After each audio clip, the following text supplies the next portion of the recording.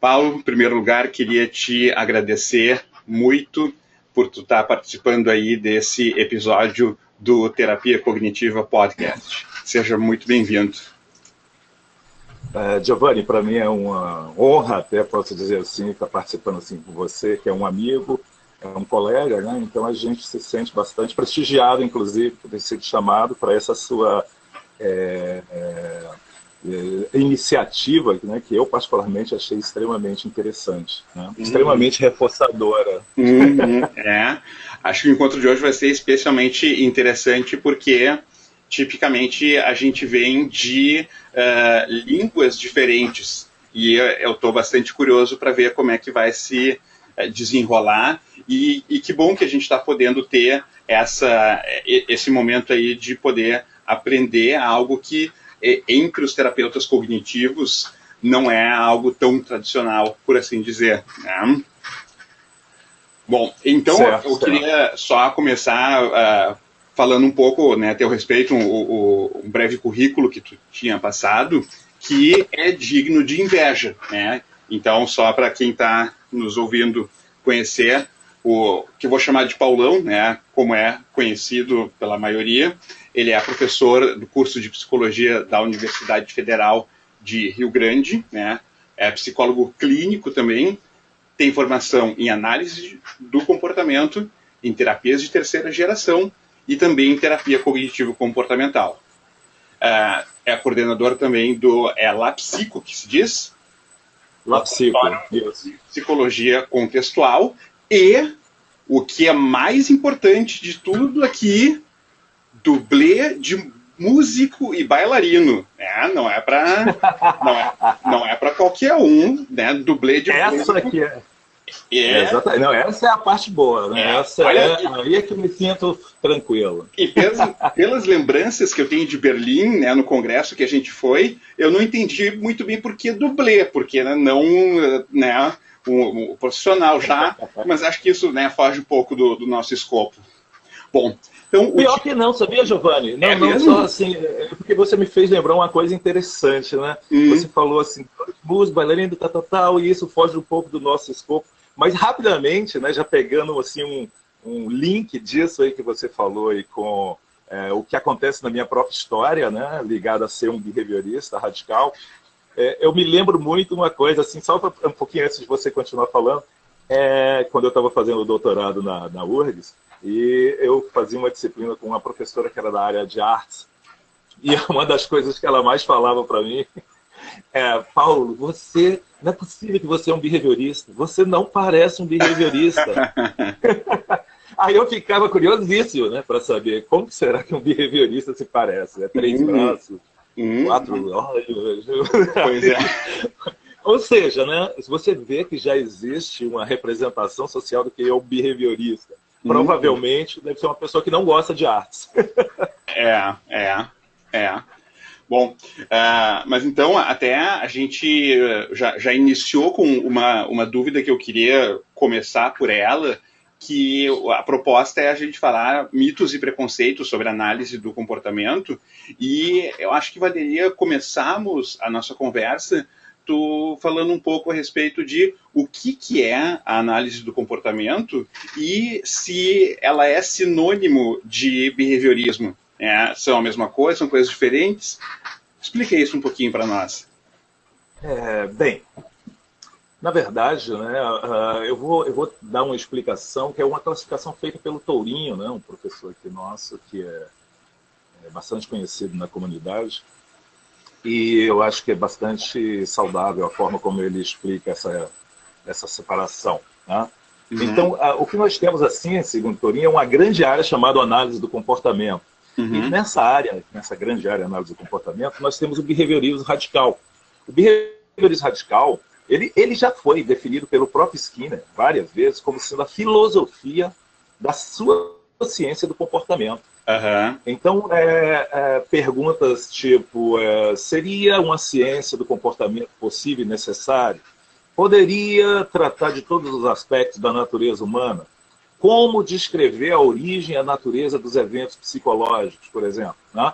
E um monte de outras perguntas. Então, essas questões elas seriam mais de responsabilidade justamente dessa filosofia. Entendi. Então, o behaviorismo radical, ele não seria apenas, digamos assim, uma filosofia de uma ciência do comportamento, na verdade, né? Para algumas pessoas, ele seria, na verdade, uma filosofia da ciência, eu me incluo entre essas, né? Ele é uma filosofia da ciência, pois, na verdade, né, se a gente pensar bem, o behaviorismo radical ele tem pretensões de ir muito além do seu âmbito estritamente psicológico. Então ele tem muito o que dizer, né, sobre a natureza, a produção, sobre a legitimação do próprio conhecimento científico como um todo. Sim, Né? sim. Então esse seria o behaviorismo radical, essa filosofia da ciência. Tá? Por outro lado, nós teríamos ali um braço que a gente vai chamar de análise experimental do comportamento. Tá? Que os estudantes da área geralmente conhecem por AEC. Né? AEC. Carinhosamente é chamado de AEC. Né? AEC. Essa é a sub-área, né, da análise do comportamento que, digamos assim, é encarregada de conduzir, de produzir validação de dados empíricos, né, na verdade. É ali que a coisa experimental rola. Né? Então, diz respeito ali à parte experimental, a questão empírica, realmente. Né? Ou seja, manipulação de variáveis dentro de um contexto controlado, e que, obviamente, né, isso é algo importante para nós, para muitas das coisas que nós vamos conversar, quando você faz essas manipulações de variáveis em um contexto controlado, esse contexto ele comparado com o contexto natural, onde nós nos comportamos, ele é, obviamente, muito mais simplificado e artificial. Sim. E ele já é feito assim para que ocorra um maior controle dessas variáveis ali dentro, porque é impossível você controlar variáveis, todas as variáveis que atingem um determinado sujeito no mundo natural. Tá? Então, a análise experimental do comportamento, ela que vai identificar as relações funcionais, né? Ou seja, essas relações de variáveis antecedentes e consequentes, como que elas afetam e não só afetam, né, e como que elas poderiam também ser afetadas, digamos assim, por determinados tipos de estímulos. E como, por exemplo, essas variáveis antecedentes e consequentes afetariam, por exemplo, uma classe de resposta de um indivíduo. Ou seja, tudo isso é feito na análise experimental do comportamento. Sim. Agora, o terceiro braço, que talvez seja o que todo mundo mais conhece, é a análise aplicada do comportamento. E o nome já diz, né, um pouquinho. A gente sabe que na psicologia, né, por mais que seja esse guarda-chuva, que tem, né, diversas psicologias por baixo desse guarda-chuva, a gente sabe que tem as áreas que são aplicadas da psicologia. E nós temos também as áreas aplicadas da análise do comportamento. Então, o que seria esse terceiro braço? Né? Então, seria o campo de ação, né? E com métodos planejados de intervenção. Né? Então, a gente pode localizar assim, a análise aplicada do comportamento pelo lugar onde você vai aplicar os conhecimentos, né, nas áreas de psicologia tradicional. Por exemplo, a clínica, a escola, presídio, o esporte, a saúde, as organizações. Né? Então, a análise aplicada do comportamento, ela tem, e isso é importante, eu acho, enfatizar, ela tem duas funções fundamentais. Uma, manter o contato com o mundo real.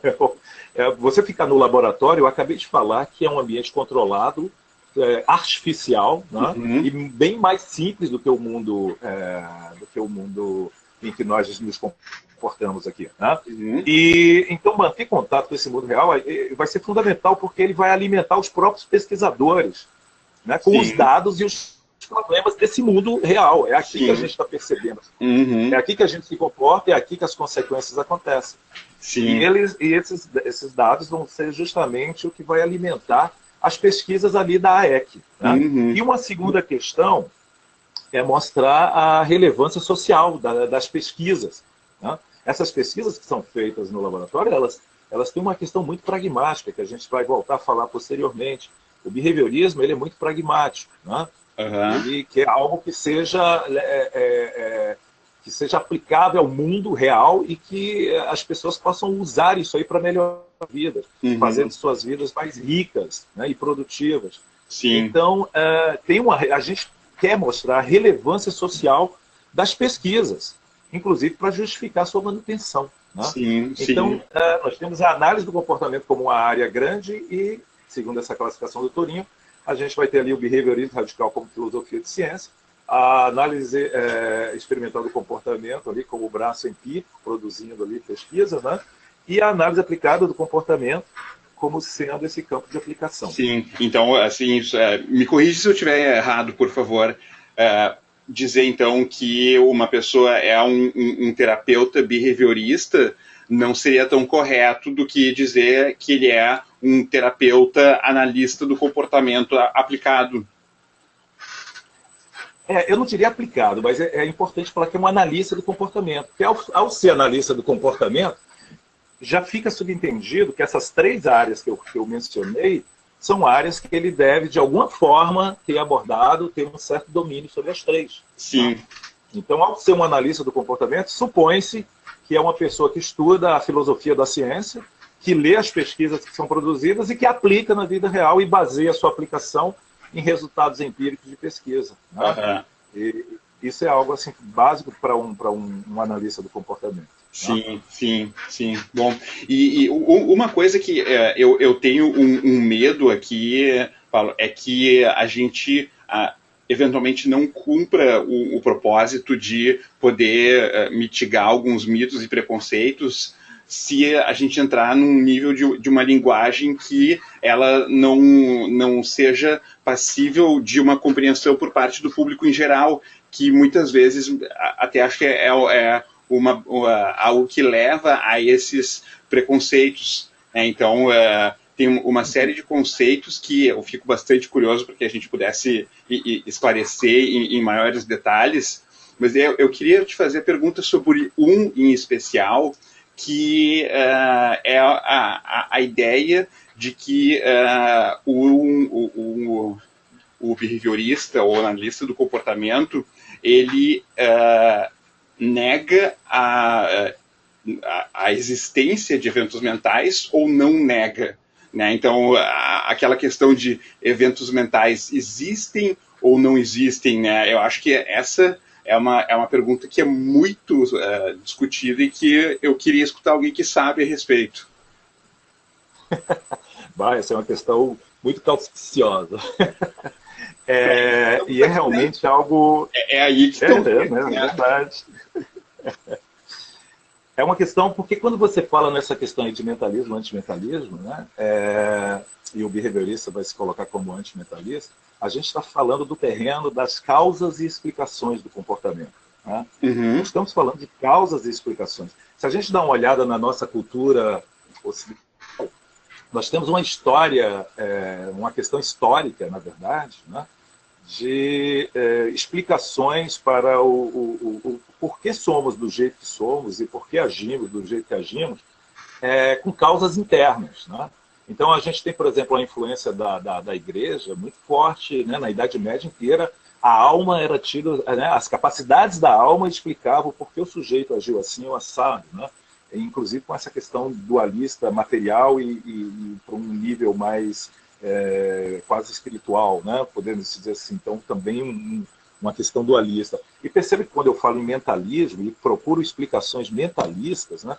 Eu vou ter que depois dar umas explicações bem complicadas, né, de por que algo metafísico, né, que escapa ao mundo físico, que não ocupa lugar no tempo nem espaço, como que essa coisa consegue explicar por que eu me comporto do jeito que eu me comporto. Né? Então, geralmente na literatura behaviorista radical, e aí, né, novamente voltando ali para aquela sua primeira pergunta, esse é um terreno da filosofia da ciência do behaviorismo radical, percebe? Uhum. Da análise do comportamento. É justamente ali. Existe algum posicionamento mais definitivo? Sim. Porque é que, às vezes, eu não tenho muito claro qual que é a pergunta que está sendo feita, porque me parece que eu posso fazer uma pergunta que eventos mentais existem ou não existem, né, ou outra que os eventos mentais, uma vez assumindo que eles existem, eles têm a influência de provocar o comportamento ou não? Né? Eu não sei se tem respostas assim, digamos, já consolidadas na área. O o analista do comportamento ele vai assumir uma posição antimentalista, né? O Skinner, o próprio Skinner escreveu diversos textos, né? Ele escreveu isso e reconhece assim, um crítico ao mentalismo. Antimentalista é eu afirmar não existem eventos mentais ou é eu afirmar eventos mentais não são relevantes? Olha só, para começar, você, ao fazer essa pergunta, você já está assumindo a posição que existe algo mental, porque você fala assim, não existe evento mental, os eventos mentais não são relevantes. Não, o que a gente vai colocar e assumir uma posição antimentalista, e deixa eu ver se eu consigo explicar, o Skinner vai ter um tom crítico, assim, bem crítico a respeito do mentalismo, né? Vamos ver assim, na verdade, né, o próprio behaviorismo radical, a filosofia, eles sempre pressupostos que são incompatíveis com o mentalismo, né? É até possível a gente enumerar assim, as objeções que o Skinner fez, né? Tem um autor, o Kitt, que ele coloca 5 afirmações baseadas justamente no Skinner. 1. O mentalismo não oferece explicações sobre o comportamento. 2. O mentalismo é uma má teoria científica. 3. O mentalismo é incapaz de apresentar qualquer tipo de explicação sem cair no problema do homúnculo ou dos agentes internos. 4. O mentalismo desvia o foco da pesquisa do comportamento, seu objeto de estudo, por excelência. 5. O mentalismo sustenta uma ontologia dualista entre o mental e o físico. Você vai ter que explicar como que algo mental atua sobre o físico, né? Então, para tentar explicar a posição behaviorista, né, a gente volta até um pouquinho assim, bem rapidinho no próprio Thorndike, né? Quando ele fala ali da lei do efeito, que em poucas palavras a gente diz que a probabilidade de uma resposta é função das consequências produzidas por essa resposta, né? Ou seja, dependendo da consequência, a probabilidade de ocorrência de uma resposta pode aumentar ou diminuir. Uhum. Só que o Thorndike, ele fundamentou suas explicações em termos muito mentalistas, que eu não vou entrar nessa questão agora, mas o Skinner, ele defendeu que as causas do comportamento estão aonde? Não em termos internos, em questões internas. As causas do comportamento estão no ambiente. Elas vão estar no ambiente. Eu, por exemplo, estou aqui hoje conversando com você. Sim. Aí o mentalista poderia explicar esse comportamento meu dizendo que eu tive uma motivação para vir conversar com você. Uhum. Né? Ou uma intenção de conversar com você. Mas isso não me ajudaria em nada a explicar o comportamento ou a interferir sobre ele. Eu poderia buscar as causas ambientais, né? Por exemplo, se eu não tivesse entrado em contato com você, se eu não tivesse entrado no Facebook e estado com você, se eu não tivesse uma história comportamental de aprendizagem ligado a essa área que nós estamos tratando agora, ou seja, tem um monte de outras causas, e essa é uma questão básica da análise do comportamento, nada tem uma causa, né? Os comportamentos são multicausais, sempre, né? Mas onde que nós vamos buscar? Só é que cortou um pouco para mim, eu não escutei quando tu começou a dizer aonde nós vamos buscar. Então, as causas do comportamento, na verdade, elas vão estar onde? Na interação do sujeito com o seu ambiente. Uhum. E é ali nessa interação que nós vamos procurar, e não em eventos mentais, né? que na verdade seriam falácias. Né? Então, o que o behaviorista e o analista do comportamento, na verdade, como que ele vai buscar essa resposta para explicar por que nós nos comportamos do jeito que nos comportamos, né? Então, ao contrário dos mentalistas que vão buscar eventos internos como explicação, o behaviorista, o analista do comportamento, ele vai trazer algumas ideias que, de certa forma, uma influência muito forte da biologia sobre o Skinner. Por um lado, a questão da variação e da seleção, né? E dentro da variação e seleção de comportamento, nós vamos ter 3 tipos de níveis onde vai ocorrer o que nós vamos chamar de seleção por consequência. Né? A função das consequências na resposta é que importa para nós. E a gente só consegue essa relação nessa avaliação da interação organismo-ambiente. Tá. Então, o primeiro desses níveis... tu disse a função da consequência na resposta, eu entendi bem? A consequência, ela vai ter, na verdade, ela vai afetar a força da resposta. Sim, sim. E ela pode tanto enfraquecer quanto fortalecer essa resposta. É uma questão probabilística, na verdade. Tá. Né? É uma questão probabilística. E essa consequência ela se dá em 3 níveis. O primeiro nível é o nível da filogenia, né, da seleção natural, que é responsável pela evolução e, consequentemente, pelo comportamento que nós apresentamos. Por exemplo, nós andamos, não voamos. Né? Ou seja, nós temos uma determinada forma de nos comportar que foi dada pela seleção natural. Esse é o nível filogenético. Seria o temperamento que se fala... Oi? Seria o temperamento que se fala, aquela parte herdada do nosso funcionamento? Sim, o temperamento, né, que é justamente uma dessas questões que a gente está colocando aqui, pode ser uma a gente pode buscar uma tentativa de explicação, né, dessa questão do temperamento para uma história da espécie em si, não para a história... por exemplo, você não procura para o temperamento uma explicação interna. Você não procura também na história de aprendizagem comportamental, que vai ser o segundo nível.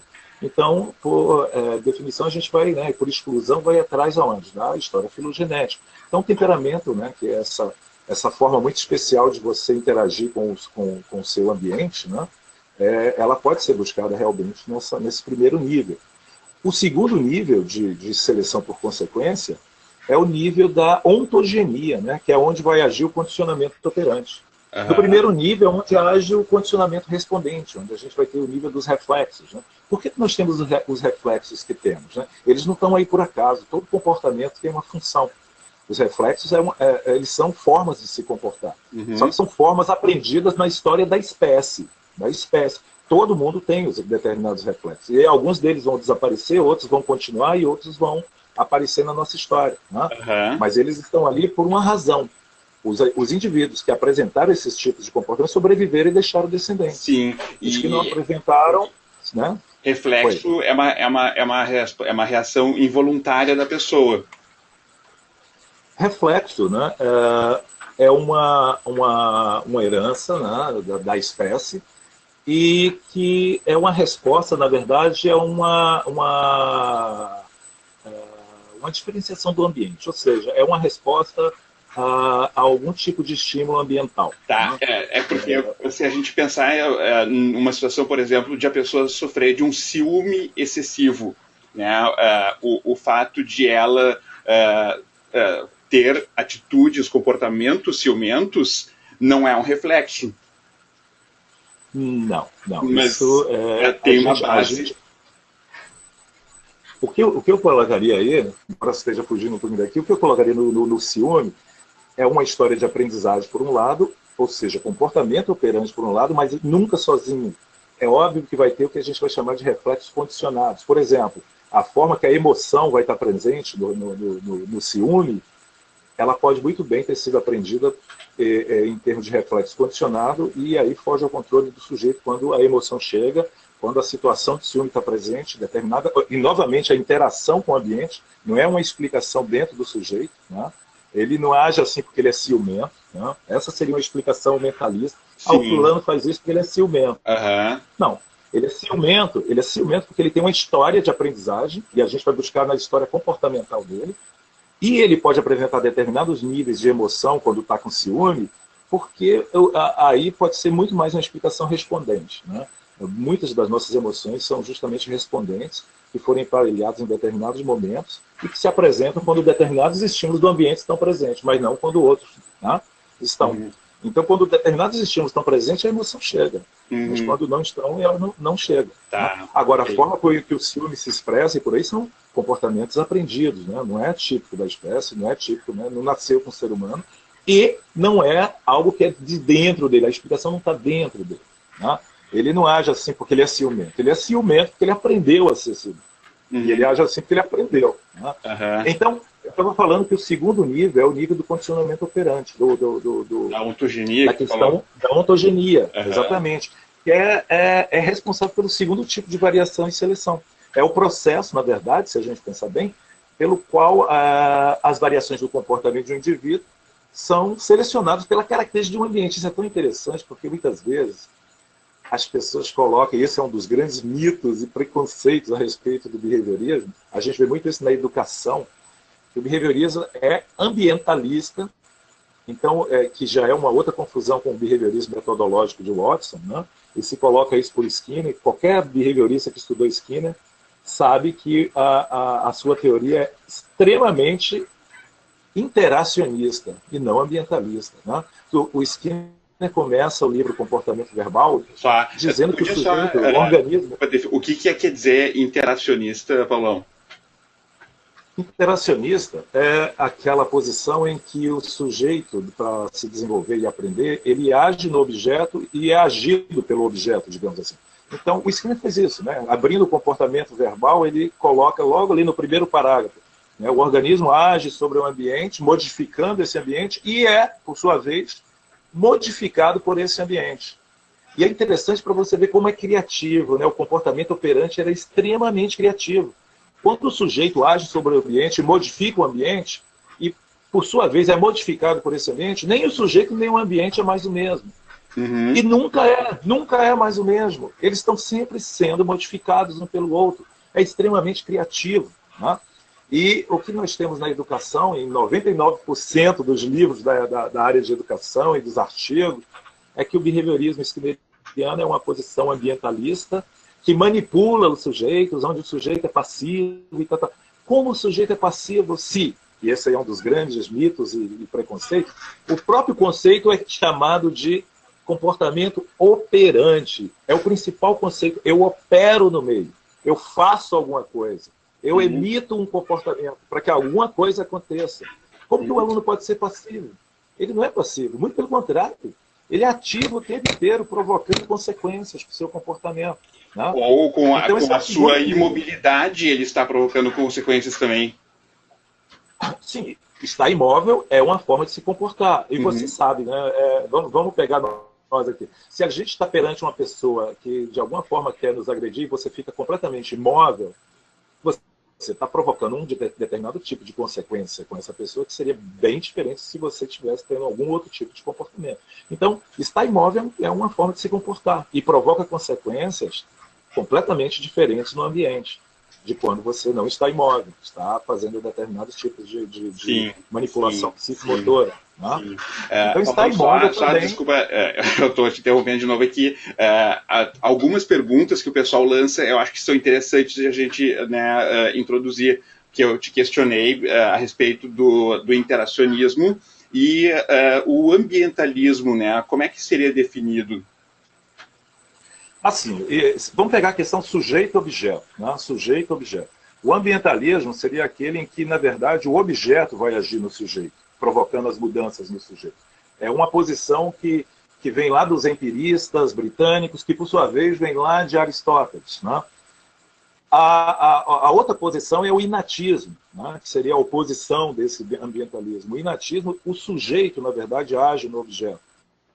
E todo o seu desenvolvimento e aprendizagem vem dessa sua ação no objeto. É uma posição que já vem do idealismo, né?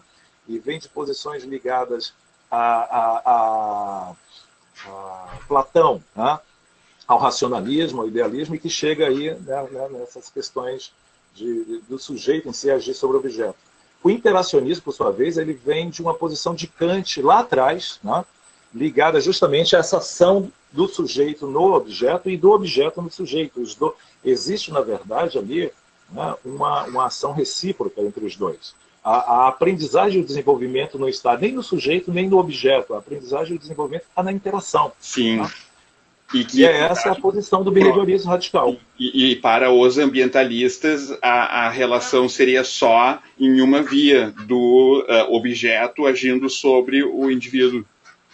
Exatamente. Isso, na verdade, é um outro preconceito, é até bom. A gente vai falando dos preconceitos aos poucos. Né? Esse grande preconceito, que existe muito na área da educação, vem muito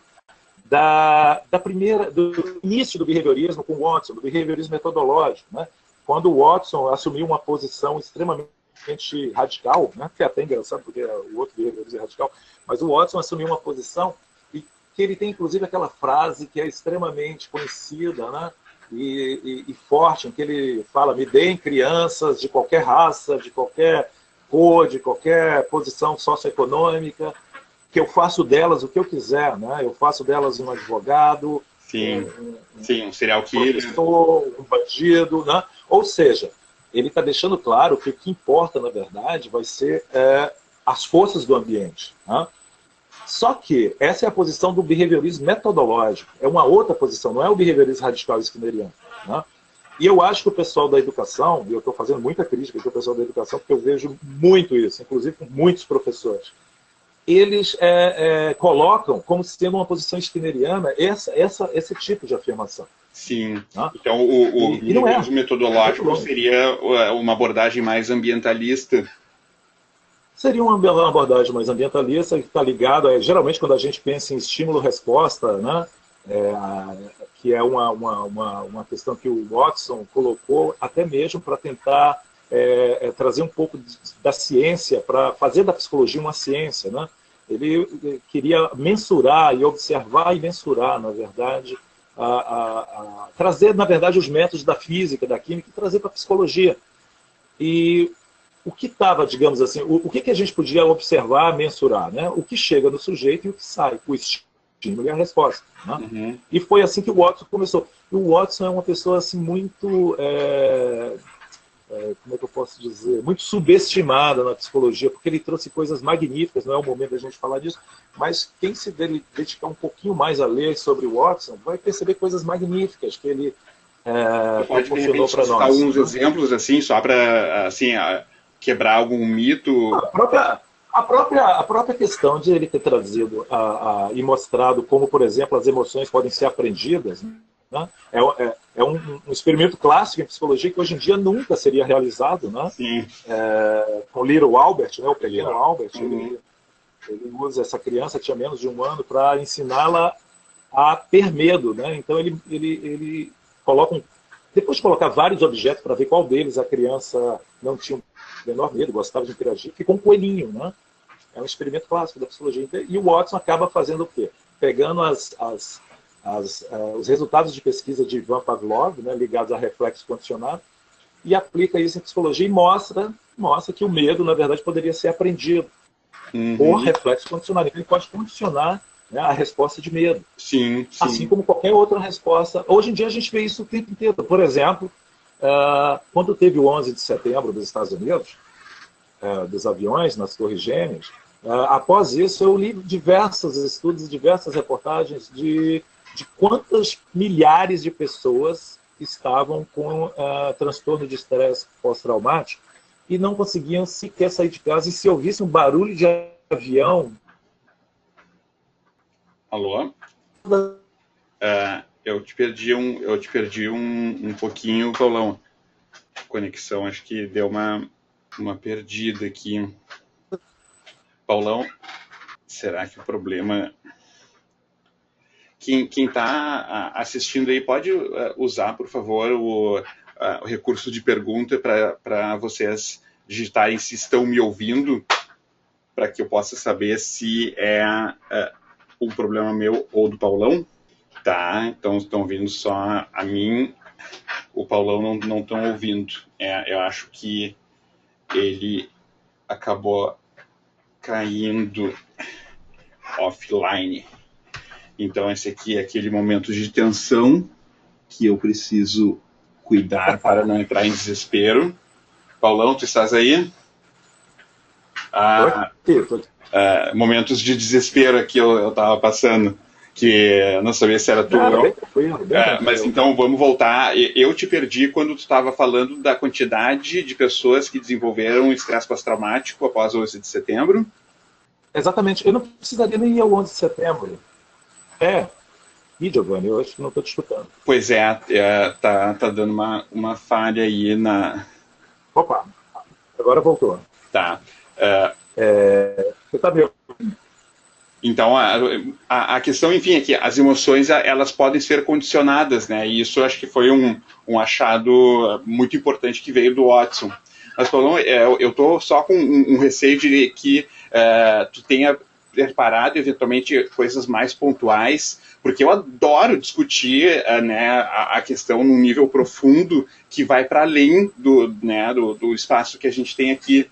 Então, a gente tem ainda alguns 15, 20 minutos para falar, e eu acho que a gente podia, eventualmente, se dedicar um pouco mais assim, a o que, na tua percepção, são os mitos e preconceitos que são mais importantes e infundados em relação à análise de comportamento. Alguns deles eu acho que eu já toquei aqui, né? Que a imagem, você tocou um tempinho atrás na questão dos conceitos, né? Que os conceitos da análise de comportamento são conceitos bem herméticos, né? Desculpa, eu não disse isso porque eu nem sei o que quer dizer hermético. São, assim, conceitos que não são muito fáceis de se compreender, são assim, bem quase de uma seita, né? A seita dos analistas do comportamento. Uhum.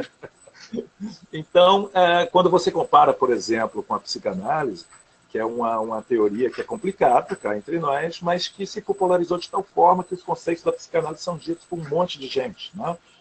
Mas os conceitos da análise do comportamento, eles são um pouquinho mais complicados. E o Skinner ele dava uma atenção especialíssima ao conceito, à questão conceitual. Porque o conceito, na verdade, ele carrega, digamos assim, toda uma carga de significados que não pode deixar dúvidas. Não pode deixar dúvidas. Então, essa questão conceitual é importante na análise do comportamento. Na filosofia da ciência por trás, né? Porque Isso, exatamente. Né? E isso afastou bastante, na minha opinião, né, o pessoal de outras áreas, em termos de que eles tomam muito superficialmente contato com os conceitos da análise do comportamento. Né? Então, se você pega o conceito mais conhecido da análise do comportamento, que é reforço positivo, só esse conceito que parece ser tão simples, né? Algumas pessoas pensam que é simples, mas o que eu já vi de gente falando, vou dar um exemplo típico, né, de forma inadequada. Eu estava na sala, quando eu fazia doutorado na URGS, eu estava numa sala e tinham muitos professores fazendo doutorado também, e a disciplina estava rolando. E aí alguém lá resolveu falar alguma coisa sobre reforço negativo. Uma professora, ela falou que isso não funcionava, essa coisa de reforço negativo é balela, porque ela usou isso na sala de aula e não aconteceu nada. Aí a primeira coisa que eu falei, peraí, né, você sabe qual é o conceito de reforço positivo? Por quê? Porque se você sabe qual é o conceito, e se não aconteceu nada, já não foi reforço positivo que você fez, foi outra coisa. Porque se fosse reforço positivo, teria que ter aumentado a probabilidade de uma resposta. Né? Então, se não aumentou a probabilidade da resposta e não aconteceu nada, aquilo que ela fez não foi reforço. Ela pensou que foi. Outra coisa conceitual que eu vejo que dá muito problema é o outro lado, é o reforço negativo. Que, olha, eu já vi um monte de livros e artigos que confundem reforço negativo com punição, por exemplo. E falando em punição, eu pego um terceiro termo que dá pano para manga. Né? Assim, eu fico muito triste quando eu vejo que tem pessoas que pensam que o behaviorismo, a análise do comportamento, é uma ciência que dá suporte para que ocorram punições. Né? E é justamente o contrário. O Skinner fez diversos assim, centenas de estudos empíricos e chegou à conclusão que a punição ela não tem que ser usada, é justamente o contrário. Ela vai ser terrível na aprendizagem. É justamente o contrário, a aprendizagem tem que ocorrer através de reforçamento positivo. Né? E geralmente o que acontece nas escolas é o controle aversivo. Né? Se usa muito reforço negativo, se usa muito punição, se usa muita extinção de comportamento. E os professores não sabem que estão fazendo isso, mas fazem o tempo inteiro. Uhum. E as pessoas pensam que o behaviorista apoia a punição, é justamente o contrário. O Skinner talvez tenha sido o único, junto com outros behavioristas, que fez pesquisas empíricas para mostrar que a punição não deve ser usada, na verdade. Ela leva a consequências extremamente danosas para o sujeito. Né? Então ela tem que ser evitada de qualquer jeito. Então essa questão conceitual, eu acho que já é uma das questões que afetam a análise do comportamento, provocando muita muito texto inadequado, né, negativo com relação à análise do comportamento. Sim, sim. Paulão, dessa parte conceitual, tenho certeza que existe uma outra quantidade significativa de compreensões errôneas. Eu acho só que valeria a pena a gente focar um pouco em quais tu avalia como sendo aqueles preconceitos e mitos no que diz respeito à análise do comportamento aplicada. Né? Porque eu me lembro, na minha época de graduação, ela dizia que imaginava que um terapeuta comportamental era um cara que tinha um chocolate numa mão e um chicote na outra. Né? Então ele ia dando chocolate. Né? É impressionante, né? Você me lembrou, quando você falou da análise comportamental aplicada, você já me lembrou um fato interessante. Quando eu entrei na universidade que eu trabalho, e eu fui trabalhar na clínica, né? E nós temos os rounds, né? Que é para escolher, para os alunos que estão fazendo seu estágio na clínica, os rounds são justamente onde são apresentados os casos e são distribuídos os casos entre os alunos. Né? Uhum. E era impressionante quando eu cheguei que pintava um caso X, aí as pessoas falavam, isso aí é para behaviorista. Os próprios professores falavam, esse caso é bom para behaviorista. Uhum. E geralmente era alguma coisa meio assim que eles imaginavam que você iria controlar, ou como eles gostam de falar, condicionar, né? Porque condicionar é um termo que tem essa pecha negativa de manipulação. Quando, na verdade, todo mundo condiciona, né? O condicionamento, né, é colocar sobre uma condição. Você estabelece uma condição. Quem é que não estabelece uma condição para alguma coisa? Né? Qualquer professor estabelece condições de ensino dentro da sala de aula. Né? Só que o behaviorista faz isso de uma forma mais sistematizada e mais sabendo exatamente o que ele está querendo. Né? Então, você percebe que os professores já tinham essa ideia no início, né, de que determinados casos eram para behaviorista, outros não. Esse caso aqui é típico para o psicanalista, que é mais complexo, eu vou fazer interpretações, E não é isso, né? O analista do comportamento, ele estuda uma ciência no qual essa ciência dá a ele recursos, né, procedimentos, para que ele atue em qualquer setting. Sim. Em qualquer setting, no esporte, no hospital, na escola, na clínica. Ele tem o que fazer. Sim. Ele tem os recursos para isso. Sim, e só para, né, acho que valeria a pena tu poder dar uma ideia para nós, Paulão, de como que funciona que o terapeuta vai estar com o paciente ou cliente, não importa, num ambiente que não é aquele onde os comportamentos mais importantes ocorrem. Né? Porque o paciente chega ao consultório do terapeuta e ele está interessado em mudar aquilo que ocorre fora daquela sala. Né? Então, qual que é a lógica, né? Que recursos que o terapeuta, que é um analista do comportamento, usa para que ele possa exercer influência positiva depois que aquele paciente sai pela porta? Ok. Para responder essa pergunta, eu vou falar um pouquinho da FAP, a Terapia Funcional Analítica, né? Que é justamente uma das formas mais interessantes da aplicação dos conhecimentos da análise do comportamento na clínica. Tá? Então, a FAP, ela tem alguns pressupostos básicos. O primeiro pressuposto básico é que a questão mais fundamental na terapia é a relação terapêutica. A relação terapêutica.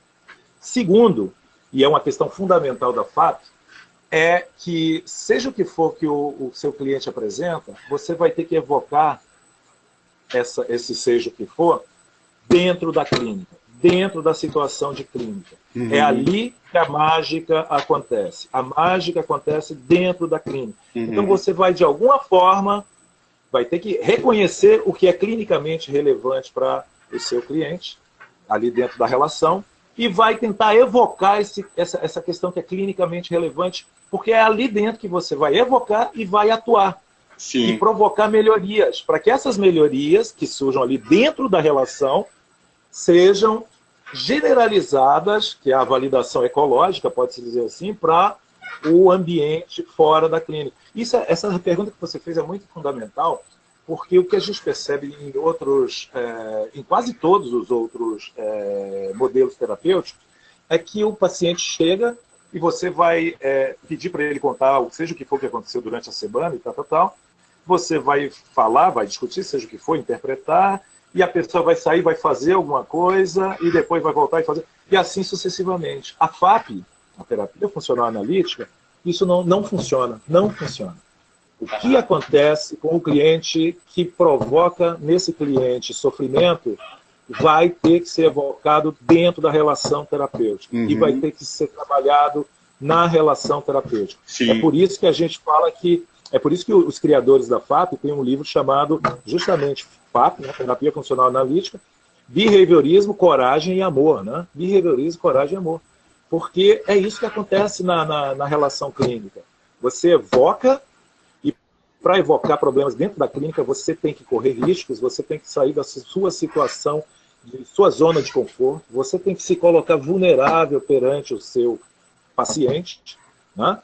Cliente, paciente, e você é amor também, porque não é só coragem, não é só correr risco, não é só se colocar vulnerável, é amor porque você está ali para validar o que o cliente traz, você tem que provocar um ambiente de emoções positivas de tal forma que o cliente se sinta encorajado e tranquilo em colocar coisas que vão ser fundamentais para que o seu sofrimento cesse. Né?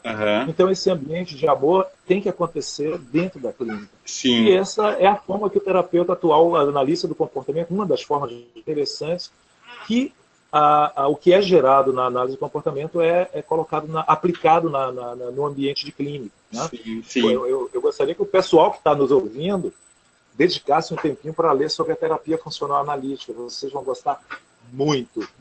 Isso pode ficar tranquilo, Paulo, que depois a gente tinha falado, tu manda alguns textos que tu julgue relevantes, que vão ficar disponíveis aí para o pessoal. Que ótimo. Que realmente não dá para você ter uma ideia que vai tirar todas as dúvidas, né, no programa, mas eu acho que valeria a pena se pudesse dar um exemplo que eu fiquei curioso em relação ao aspecto do tipo assim, se eu devo provocar na terapia aqueles comportamentos que são clinicamente relevantes, eventualmente eu vou precisar agir da mesma forma que uma pessoa do ambiente do meu paciente age, que é uma forma disfuncional, por assim dizer.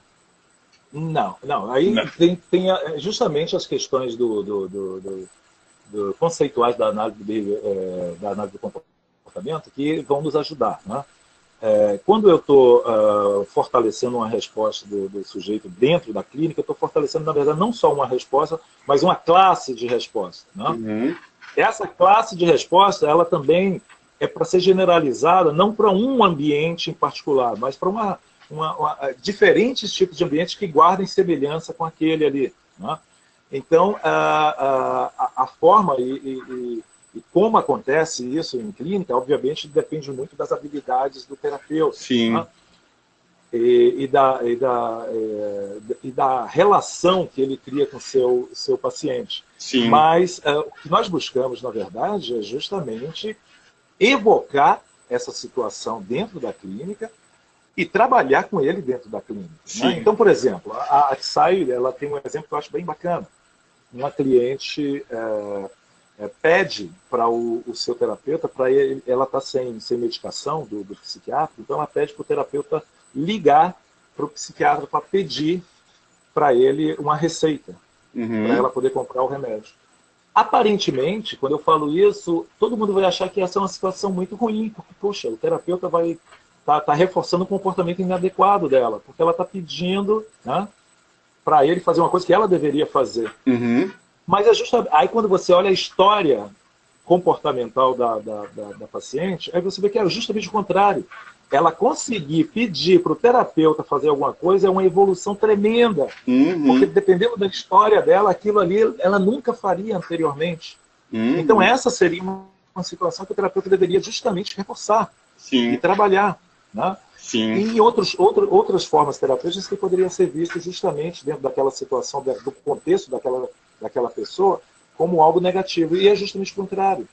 Ele acabou evocando um comportamento, apareceu ali dentro um comportamento da clínica, que na verdade não era típico do repertório comportamental daquela mulher. E quando apareceu, ele, opa, né, isso aqui tem que ser É algo Sim, importante para ela. sim, sim.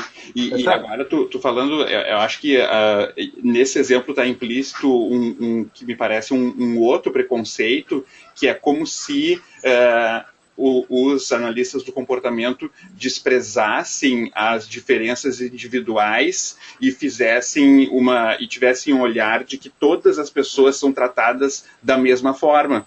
Porque, por esse teu exemplo, eu posso pensar, então, que uma mesma atitude pode ser extremamente adequada com um paciente e ser uma péssima intervenção com outra. Exatamente, porque vai depender de duas coisinhas, e graças a Deus você lembrou de fazer essa pergunta, que eu não ia me lembrar, porque você vai me permitir falar uma coisa importante, né?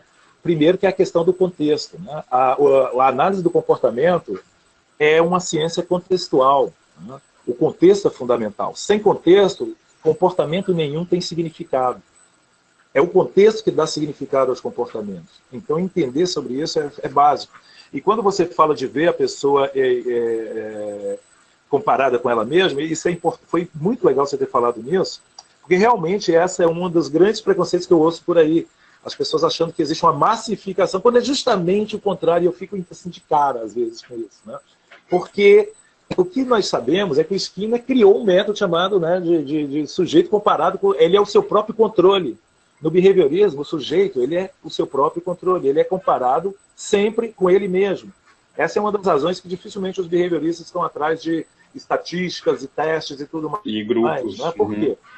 E grupos, exatamente. Porque, na verdade, o sujeito não vai ser comparado. Quando você usa um teste, e você pode até usar um teste no behaviorismo, assim, na análise do comportamento, mas como uma forma um pouquinho diferenciada. Porque o teste você geralmente está comparando o sujeito com uma norma, né? A amostra normativa. Né?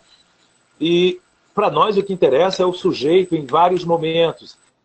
É ele comparado com ele mesmo, ele em vários momentos, ele em vários contextos. Né? Então não existe uma verdade para o behaviorista, que é um outro preconceito que algumas pessoas imaginam. Não existe uma verdade absoluta no behaviorismo. Né? Nós somos pragmatistas. Né? Então, o que funciona para aquele sujeito naquele contexto? Né? Percebe? O que é verdade num determinado contexto pode não ser em outro contexto. Sim, né? então, porque nesse sentido, verdade no sentido de aquilo que funciona. Pode ser, nesse sentido daquilo que funciona, sim. E não uma correspondência ao fato. Não entendi essa Porque, por exemplo, pode acontecer de, por exemplo, eu achar que o meu filho não usa drogas, que ele está normal, e eu acabar tendo uma atitude de ser menos rígido com ele em função disso. Mas ele pode estar usando, e ironicamente eu não puni-lo que seria o que eu faria ao saber das drogas, fez com que ele pudesse sair por conta própria. Então, no caso, a verdade não era porque ele estava consumindo, mas talvez eu enganar pode ter sido produtivo. Bem, aí eu acho que a resposta vai ser de uma outra área muito bacana do atual, né, que é ligada, e não vai dar tempo da gente falar, infelizmente, que é ligada às terapias de terceira geração como a FAP, que é a ACT, né? A terapia de aceitação e compromisso, que é um modelo terapêutico criado por Steve Reich e que é justamente baseado nos pressupostos do behaviorismo. E eu estou pensando na ACT justamente por causa dos seus pensamentos. Né? Não se esqueça que pensar é uma forma de se comportar. Né? Aliás, é uma coisa que eu deveria ter falado logo no início. Né? A gente está falando de behaviorismo, de análise do comportamento, e não falamos o que é um comportamento. Tudo que eu coloco em verbo é um comportamento, para ficar mais simples. Né? Então, pensar é um comportamento, sonhar é um comportamento, devanear é um comportamento, imaginar é um comportamento. Né? Então, o que me parece aí, e por ser um comportamento, né, então pensar é um comportamento que a gente vai chamar de um comportamento encoberto, é um evento privado que só o indivíduo tem acesso. Né? Só que você pode estar sob controle do pensamento. Né? E o pensamento ele é adquirido como qualquer outro comportamento, através de seleção por consequência. Lembra que eu falei lá atrás da seleção por consequência? Então, quando você tem uma forma determinada de pensar a respeito da forma que seu filho se comporta, você tem essa forma de pensar por uma história comportamental em relação ao seu filho. E você acaba tendo comportamentos públicos controlados por esse tipo de pensamento, né? Então aí a questão seria mais de uma outra forma de análise, digamos assim. Uhum. Aí vai ficar um pouquinho mais complexo, eu acho que vai fugir dessa nossa tu história. sabe, eu acho que a gente vai precisar gravar um outro, porque eu assumo que uma dificuldade que eu tenho é generalizada, que é diferenciar entre tu estar sob controle de um evento interno versus mentalismo, né, que né, não é o ponto agora, mas soa para mim como se fosse uma explicação mentalista estar sob o controle de algo, uma vez que está dentro de mim. Mas, enfim, eu acho que, vai ser complicado. que é algo que é importante a gente ter dado esse primeiro passo e ter colocado algumas coisas importantes aí a respeito de ideias né, errôneas, e que a maioria das pessoas, eu acho importante só aqui ressaltar algo do início, nem tem uma ideia desses braços que compõem a análise do comportamento. E que o desconhecimento talvez seja a fonte do preconceito. E nesse sentido, acho que foi bastante relevante poder mostrar para nós que o nível de complexidade das análises que faz e as intervenções baseadas nisso tem uma fundamentação de uma magnitude que eu realmente preciso ter um bom nível de conhecimento sobre aquilo. Então, eu acho que... Você matou a pau, assim, né, Giovanni, quando você fala a questão do nível de conhecimento. Porque eu acho que o preconceito com a análise de comportamento é o preconceito que existe com qualquer coisa, com gays, com negros, com judeus, seja o que for. E a pesquisa mostra que quando você, por exemplo, tem uma pesquisa que eu gosto muito da área de psicologia social, que é colocar pessoas racistas para conviver em comunidades negras. E elas, a partir do momento que elas convivem ali, se comportam dentro da comunidade negra e entram em contato com a história comportamental daquela comunidade e tudo mais, daquela cultura, né, as coisas se modificam. Não é uma modificação interna, eu mudei dentro de mim. Eu mudei na interação, novamente. Então, o que eu queria colocar é justamente isso. E você foi muito bem, é a falta de conhecimento. Então, quando você conhece mais da pessoa, quando você conhece mais da teoria, quando você conhece mais sobre a história do negro, a história do judeu, a questão do gay, o que ele passa, né, você, imediatamente, as coisas vão se modificando. Elas vão se modificando. Então, ao contrário do que a gente percebe muito em Facebook, em programas de rádio, a mudança não vem de dentro de você para fora. Não é de dentro de você. Porque o que está dentro de você, ele só está ali, se é que está, por causa da interação que você tem com o ambiente. Então, o que nós temos que provocar são interações. Né? E justamente para provocar essas mudanças em si. E só assim, rapidinho para terminar, essa questão que você falou do controle interno, é uma boa dica, né? São dois tipos de assuntos. Estudar sobre a questão de controle de estímulos, né? Que é uma área bem complicada, e estudar sobre regras, né? Que é comportamento governado por regras, que a gente vai ver que entra nessa história que a gente está falando aqui. Né? Ótimo. Bom, então, Paulo, quero te agradecer profundamente, e é uma ansiedade, e, nossa, passou uma hora, numa sexta-feira de noite, né, o pessoal que iniciou, seguiu firme, então eu acho que foi realmente muito sexta-feira à noite, né, Mora? Sexta-feira à noite, não poderia pensar num programa melhor para essa sexta. E tu né, tinha comentado informalmente antes que existe um evento que é de alunos que se interessam pela área, que é o EBA, né? Tu podia falar um pouquinho desse evento para nós? Deixa eu olhar aqui. O EBA, né, que é o encontro de estudantes, né, da área da análise do comportamento. Ele, por incrível que pareça, eu estou assim, extremamente orgulhoso disso, vai ser realizado em Porto Alegre. Eu não sou gaúcho, não, mas estou extremamente orgulhoso, porque o Rio Grande do Sul é uma área onde tradicionalmente não existem analistas do comportamento. São pouquíssimos, você conta nos dedos de uma mão. Quando eu cheguei aqui, eu era o cara mais diferente de todos. Olha que eu gostava disso. E aos poucos, né? Aos poucos a gente vai mudando essa história toda, essa historinha, né? Aos poucos a gente vai plantando aqui. Tá? Sim. E o que se faz no EBA? Qual que é o propósito dele? O EBA é justamente um encontro organizado pelos alunos, para os alunos. Os alunos escolhem quem eles vão convidar, eles vão fazer mesas redondas, vão fazer palestras, vão ter festa também, é óbvio. Imagina, vai ter aplicação depois? Vai ter, isso aí é altamente reforçador, né? Então, realmente, e acontece agora no dia 8 e 9, desse mês que vem, de abril. Né? Semana que vem, então. E vai ser na UFSC, semana que vem. E eu vou estar falando, inclusive, sobre psicologia do esporte. Em ano de Olimpíadas, nada melhor do que falar de psicologia do esporte. Né? Uhum. E também gostaria de falar do primeiro encontro brasileiro de terapia de aceitação e compromisso, que vai acontecer no Rio de Janeiro, em que eu vou estar também presente e vou falar um pouquinho, né, vou palestrar sobre a terapia de aceitação e compromisso, terapia de aceitação e compromisso. Pior que eu estou ficando cansado, eu estou esquecendo. Não, tá perdoado. Eu já falei com a Mônica, que vai ser convidada também, aí ela vai poder dar mais detalhes do evento, e de mais a mais, eu estou disponível, né, que essa conversa o pessoal pode estar ouvindo no YouTube, aí clica no link para acessar o portal TCC para Todos, e ali vai ter todas as informações, enfim, os conteúdos que não dá para disponibilizar no YouTube.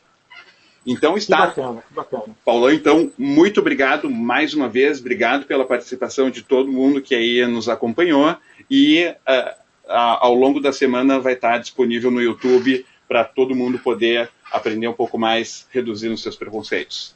Certo, então? Isso aí. Então tá. Giovanni, eu agradeço muito a sua iniciativa, tá? Grande abraço e behaviorismo, coragem, amor. Sempre. Isso aí. Até então. Boa noite. Tchau, tchau.